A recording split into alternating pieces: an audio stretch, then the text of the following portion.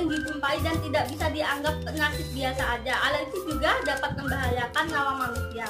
Alergi bisa saja disebabkan dari makanan, udara, debu, obat-obatan, bulu hewan, tanaman, dan lain sebagainya.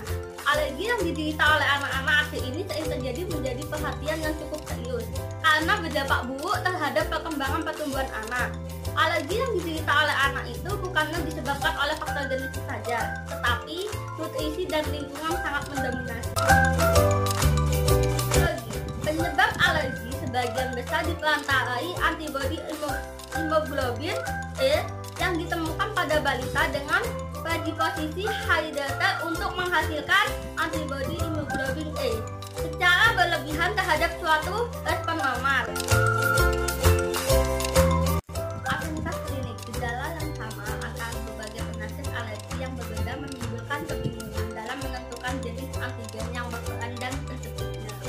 Bahkan terkadang banyak ibu yang memiliki persepsi keliru terhadap pencetus alergi pada balita, sehingga dihindarkan dari makanan dan minuman yang menyebabkan alergi.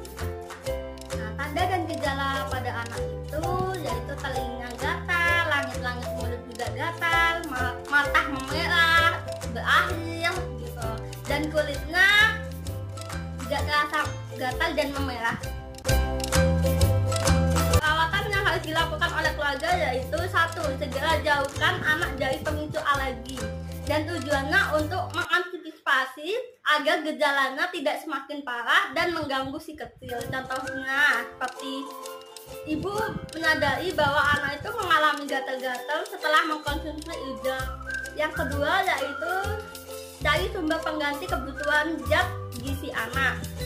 Alergi terhadap satu bahan makanan berarti tandanya anak tidak cocok terhadap semua makanan atau produk olahan yang mengandung zat pemicu alergi tersebut. Misalnya ibu tahu bahwa protein terdapat dari telur, susu, daging merah, ayam, kacang-kacangan, dan kedelai. Jika si kecil alergi telur, maka proteinnya itu bisa diganti dengan daging ayam atau daging sapi.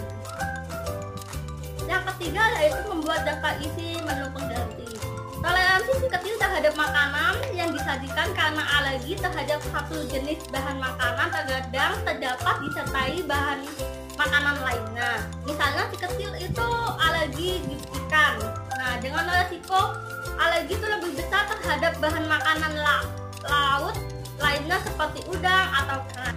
Yang keempat yaitu variasi menu makanan supaya anak tidak bosan.